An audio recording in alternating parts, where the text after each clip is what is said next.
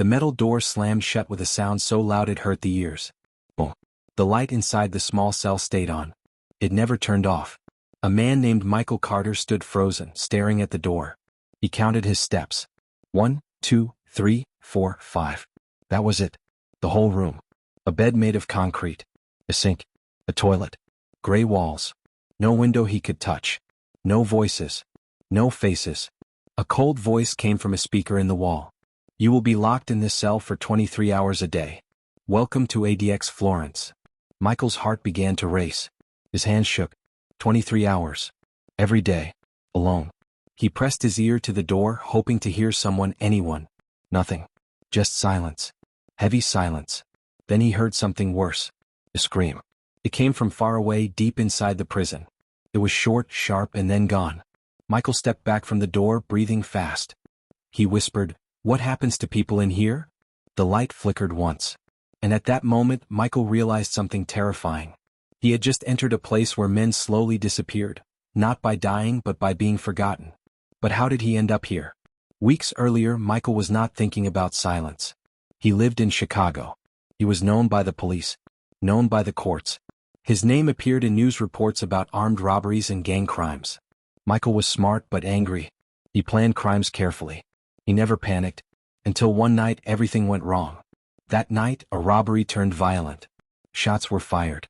No one died, but the fear it caused spread fast. The government stepped in. They said Michael was too dangerous. Not just a criminal but a threat.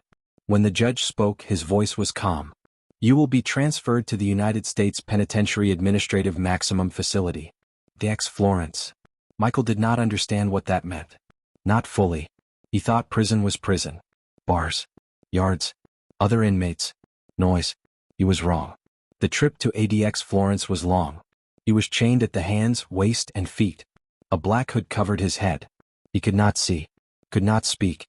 When the hood finally came off, he saw tall fences, cameras, and concrete buildings that looked dead. No welcome. No words. Just orders. Inside, guards never touched him. They never shouted. They spoke through doors and walls. Michael was searched, stripped, and given plain clothes. Then they walked him down a hallway that felt endless. That hallway ended at the door that now stood between him and the world. Back in the cell, time moved strangely. Minutes felt like hours. Hours felt like days. Michael tried to sleep, but the light stayed on. He tried to think, but his thoughts felt loud and scary. Then, without warning, the speaker crackled again. Stand back from the door. Michael obeyed. The door opened just a little. A tray slid in. As it did, Michael saw something on the floor outside the cell. Red. Fresh red. He stared at it, his stomach turning as the door slammed shut again. The red stain stayed in Michael's mind longer than it stayed on the floor. He ate the food on the tray slowly, even though he was not hungry.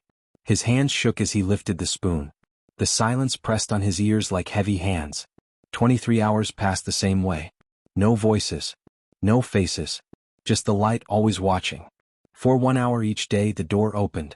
Guards told Michael to step out, hands behind his back. They chained him again. They walked him to a place they called recreation. Michael thought it meant a yard. Fresh air. Maybe sky. He was wrong again. The recreation room was another concrete box. A little bigger than his cell. The ceiling was high, and far above was a thin window. Michael could see a slice of blue sky. Just a slice. He stood there and stared at it like it was treasure. He tried to talk to a guard. "How long will I be here?" he asked. The guard did not look at him. "Step back," the guard said. That was the only answer. Days turned into weeks. Weeks turned into months. Michael started talking to himself. At first it was quiet. Then louder. He told stories. He argued with people who were not there. He counted cracks in the wall. He named them. Anything to feel real. Sometimes he heard sounds through the walls. Knocking. Screaming. Crying. Then silence again. The silence always came back. One night, Michael woke up screaming. He thought the walls were moving. He thought the ceiling was coming down. He banged on the door with his fists. "Help. Please," he yelled. No one came. Hours later, a calm voice came through the speaker. "Lie on the floor." Michael obeyed, breathing hard. A guard sprayed something through a small hole in the door. Michael's eyes burned. His chest tightened. He coughed and cried until his body felt empty. After that, he stopped asking for help. Michael began to understand the real punishment of ADX Florence. It was not chains. It was not walls. It was time. Long, quiet time that crawled inside your head and stayed there. One morning something different happened. The speaker turned on. Prepare for movement. Michael's heart jumped. Movement meant change. Change meant danger. They chained him and walked him down a hallway he had never seen before. The air felt colder. The lights felt brighter. He passed doors just like his own. Some had scratches. Some had dried dark marks near the bottom. They stopped at a door. Inside was another man. His name was David Miller. Michael did not know how he knew that name. Maybe David whispered it. Maybe Michael imagined it. David looked thin. His eyes were wide and empty. He smiled, but the smile felt wrong. "They don't let you leave," David said softly. "Not really." Before Michael could answer, David suddenly screamed. He began hitting his own head against the wall. Art. Again and again. Blood appeared fast. Guards rushed in. Michael was pulled backward, chained tighter, forced to watch as David collapsed to the floor, not moving. The door slammed shut. And as Michael was dragged away, he realized the scream he heard on his first day sounded exactly like this one. David Miller's scream stayed inside Michael's head like a broken alarm. That night, Michael could not sleep at all. His eyes were open, staring at the ceiling light. Every time he closed them, he saw David hitting the wall. He heard the dull sound. Thud, thud, thud. The next morning, the speaker came on. Meal. The tray slid in like always. Michael did not touch it. His stomach felt tight and sick. He sat on the bed and hugged his knees. For the first time, he felt truly afraid, not of guards, not of punishment, but of becoming like David. Days passed again. Slow days. Quiet days. Michael forced himself to make routines. He did push-ups. He paced the cell. He talked to the wall, but only a little. He told himself, "Stay sharp. Stay you." Sometimes, during his 1 hour out, he looked at the thin slice of sky and remembered life outside. He remembered his mother's voice. He remembered music playing in cars. He remembered laughing. Those memories hurt, but they also kept him alive. Then one evening, something strange happened. Michael heard knocking. 3 slow knocks. From the wall. He froze. No one had ever knocked before. Michael stepped closer to the wall. His heart pounded. He knocked back once. There was a pause. Then a whisper came through the wall. "My name is James Walker." Michael leaned in. "I'm Michael." James spoke very softly. "How long you been here?" "I don't know," Michael said. "Too long." James gave a short, sad laugh. "That's how it gets you. You stop counting." For many nights, they whispered through the wall. They shared small things. Favorite food. Old memories. James told Michael he had been in ADX Florence for 10 years. 10 years of 23-hour lockdown. 10 years of silence. "They don't need to hurt you here," James said one night. "They let your mind do it." Michael felt less alone, but also more scared. One morning, guards came early. "Prepare for movement." Michael's chest tightened. Movement again. He was chained and walked down the hallway. This time they took him to a white room. A chair was bolted to the floor. Cameras watched him from every corner. A man in a suit spoke calmly. "You are being evaluated," the man said. "Any rule breaking will result in stricter isolation." Michael nodded. He said nothing. Back in his cell, Michael knocked on the wall that night. No answer. He knocked again. Still nothing. The next day during mealtime, Michael saw something slide in with his tray. A small piece of paper. That never happened. His hands shook as he opened it. It was only 4 words. "James is gone." Michael dropped the paper. His breathing grew fast. Gone could mean many things in ADX Florence. Transfer. Breakdown. Worse. Then from far away, deep inside the prison, a long scream echoed through the walls. And this time it did not stop. The scream went on and on. It did not sound human anymore. Michael covered his ears, but it did not help. The sound filled the walls, the floor, his chest. Then just like before, it stopped. The silence returned, heavier than ever. Michael slid down onto the floor. He felt empty. James was gone. David was gone. Everyone he reached was taken away by this place. ADX Florence did not need to kill men. It erased them. Days later, Michael stopped talking to himself. He stopped pacing. He lay on the bed and stared at the light. He felt his thoughts slow down like they were sinking underwater. Sometimes he forgot what day it was. Sometimes he forgot his own face. During recreation hour, he no longer looked at the sky. One night, Michael made a decision. He banged on the door hard. "I want to speak," he said calmly. Hours passed. Then the speaker turned on. "Lie on the floor."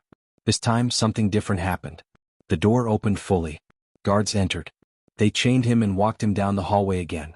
Michael felt strange. Calm. Like he did not care what happened next. They took him to the same white room. The man in the suit was there again. You have shown signs of mental decline, the man said. ADX Florence is designed to control inmates like you. Michael looked at him. You don't control us, he said softly. You lock us alone until we break. The man said nothing. Michael was returned to his cell. The door slammed shut. The light stayed on. 23 hours a day. Total isolation. That night Michael lay on the floor. He thought about the red stain he saw on his first day. He understood it now. It was not just blood. It was a warning. ADX Florence was not a prison you left the same way you entered. As the hours passed, Michael began to laugh quietly. Then louder. The sound echoed off the walls. He laughed until his throat hurt, until tears ran down his face. From another cell, far away, someone started screaming. Michael stopped laughing. He realized the scream was coming from him. Michael woke up on the cold floor. His throat burned. His head hurt.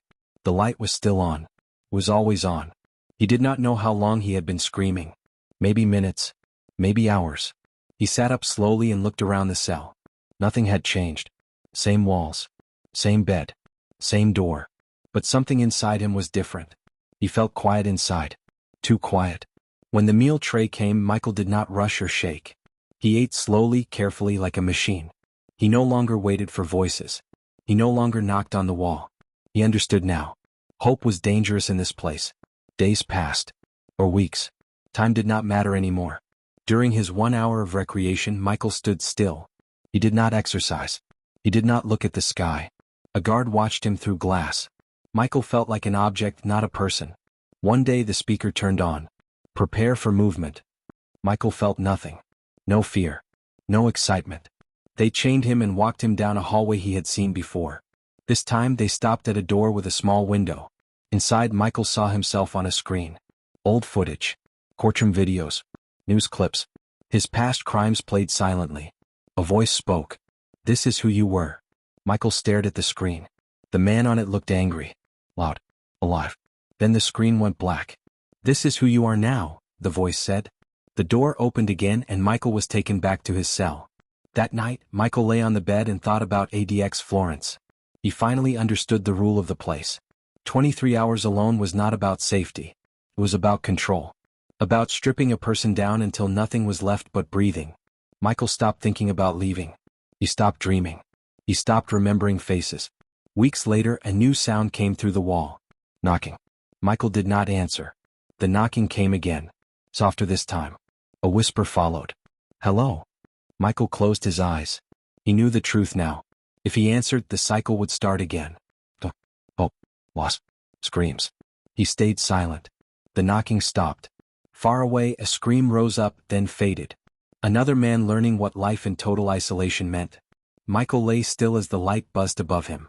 23 hours a day. 1 hour alone outside. No touch. No voices. ADX Florence had done its job. Michael Carter was still alive.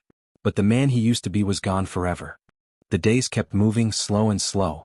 Like thick mud pulling Michael low. Morning felt like night again. Night felt like it would never end. Michael stopped counting time. He stopped counting meals. Sometimes he stood for hours, just to remind himself he was real. The light buzzed. The walls listened. The silence watched. One morning, during the long quiet, the speaker turned on. Prepare for movement. Michael's heart jumped, just a little. It was the first feeling he had felt in a long time. They chained him and walked him down a hallway deeper than before. The air smelled old, like dust and metal. They stopped at a door with a small window. Inside was a man sitting alone. His name was Robert Hayes. Robert looked older than Michael, but his eyes were sharp. Alive. When the guard stepped away, Robert spoke fast and low. Don't let this place eat you, he said. It chews slow. Michael swallowed. How long you been here? Robert smiled sadly. Long enough to forget my own voice. They were allowed 10 minutes. 10 minutes to speak through glass. No touching. No turning away. Robert leaned close. ADX Florence breaks men in pieces. First your body. Then your hope. Then your name. The guards returned too soon. As Michael was pulled away, Robert shouted one last thing. Remember who you were. Back in his cell, Michael repeated those words again and again. Remember who you were. Remember who you were. That night, Michael dreamed for the first time in months. He dreamed of walking outside. Of wind. Of sound. Of freedom. He woke up smiling. Then the speaker came on. Inmate Robert Hayes has been placed in permanent isolation. Michael's smile faded. Permanent isolation meant no movement. No recreation. No voices at all. Michael sat on the floor and whispered, "This place doesn't punish crimes, it erases people." And somewhere deep inside ADX Florence, something inside Michael cracked again. Michael felt the change before he understood it. His thoughts no longer ran. They drifted. Like leaves in dirty water. He began speaking less. Thinking less. Feeling less. That was safer. Weeks later, guards came again. Prepare for movement. This time, Michael was taken to a medical room. A woman in a white coat spoke gently. "How do you feel, Michael?" Michael looked at her. He searched for the right answer. Nothing came. "I feel quiet," he said. She wrote something down. That night, Michael lay on his bed, staring at the light. He finally understood the truth about ADX Florence. This prison was not built to fix men. It was built to end them without ending their lives. 23 hours alone. 1 hour in a box. No touch. No sound. No human warmth. A life that rhymed with silence and ended in nothing. Late that night, a new sound came. Knocking. Slow. Careful. Hopeful. Michael closed his eyes. He remembered David. He remembered James. He remembered Robert. Every voice led to loss. Every hope led to pain. So Michael stayed silent. The knocking stopped. Far away, a scream rose and fell like a warning bell. Michael whispered the final truth to himself. Life in total isolation is not just prison. It is forgetting how to be human. The light buzzed above him. The door stayed shut. And ADX Florence kept doing what it was built to do. Not to punish crime, but to make sure no one inside ever truly comes back.